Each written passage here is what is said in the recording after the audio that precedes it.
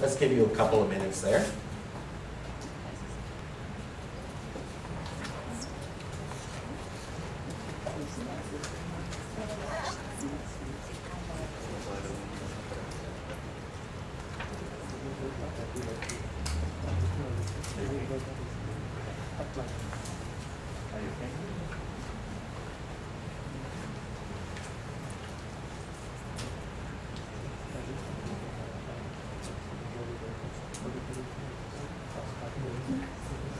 So for the English term, write down a Spanish term. And for a Spanish term, write down an English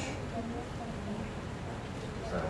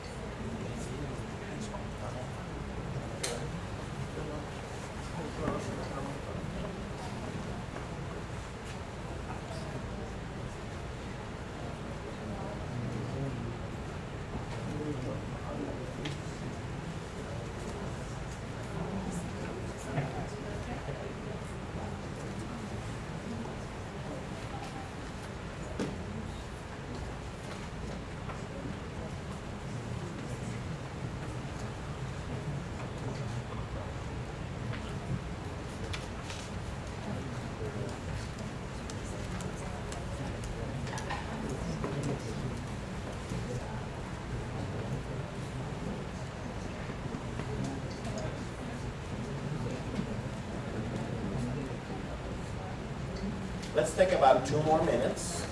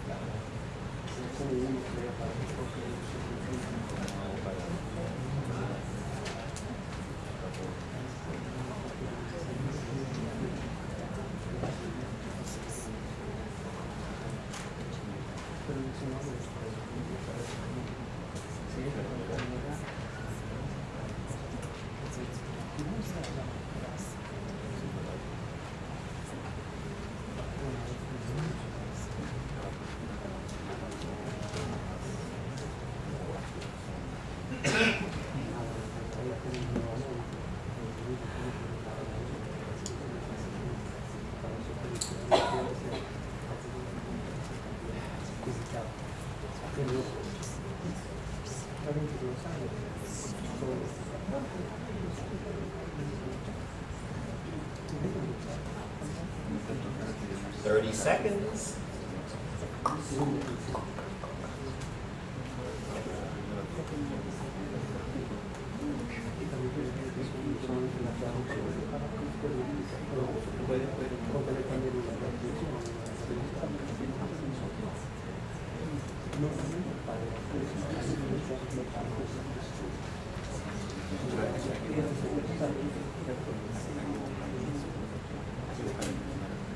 Okay, I want to use this exercise as an illustration. It's not a test. So if you didn't have enough time to answer all of them, that's okay.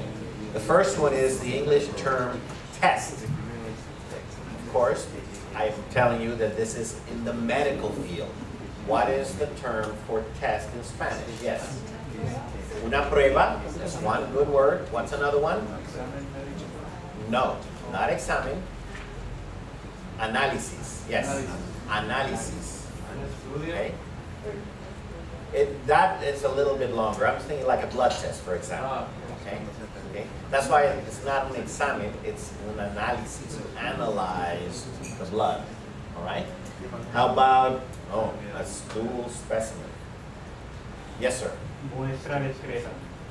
muestra de excreta. Okay. What's another term for it?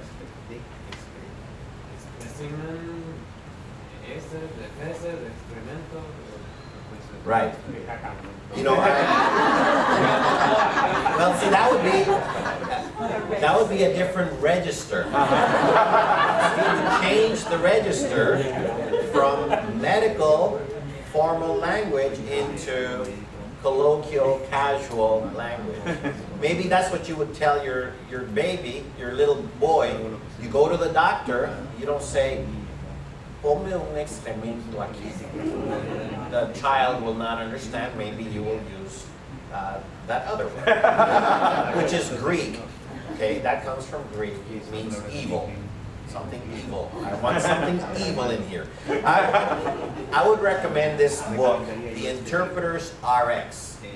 Okay, this has a lot of exercises in English and Spanish for medical interpreting. And there's another book that's very similar to this shape and size from the same author, Holly Mickelson, The Interpreter's Companion. And The Interpreter's Companion has legal and medical and many other fields. But it's something handy. It's for a specialized glossary for interpreters, okay? Let's go on to fasting. Okay, when you take this medicine, you must be fasting. Yes. En ayunas. Okay? En ayunas. A-Y-U-N-A-S. Sorry. En ayunas. O en ayuno. Okay? That's why you have, in the morning, you have the break fast. Right? You break the fast. You're not fasting because you were not eating all night, were you? Well, some of you maybe, but once I got out of college, I stopped doing that. I can't afford to eat all night. Same thing in Spanish, desayuno, right? The negative form of ayuno. So, fasting is en ayunas. Okay? Esto se toma en ayunas, esta medicina. Okay, how about misdemeanor? Delito menor. Delito menor, a minor crime. Okay, misdemeanor. Which, you know, misdemeanor means misbehaving, right? Your demeanor, you're not acting right. You can see how the word comes. Felony. Delito mayor. Easy. Little crime, big crime, right? But delito mayor would be the term. And just for those of you that don't work in the legal field, basically, in general, not always, if something can be punished by a year or more, then it's considered a felony. Okay? If you're just going to get, you know, a cooling off period, then that's a misdemeanor. 506 months. Yeah, some of them. How about grand jury? A grand jury. It's in the Constitution that we have a right to a grand jury for felony. Okay, the community gets to decide whether you should be tried. Anybody know grand jury? Gran jurado is acceptable, and it's easy. It's looks the same. The technical term would be jurado indagatorio, investigative jury. Okay, the grand jury is an investigative jury. I can't think of the term, but in England they talk about there's going to be an inquest. Have you heard of this? The inquest. We hear about a grand jury investigation. Okay. Basically, it means that if somebody's going to be charged with a serious crime, some citizens must give permission to the government to put you on trial. That's basically what it means, and it's in the Constitution. Okay, how about, these are non-standard words. Oh, by the way, I put for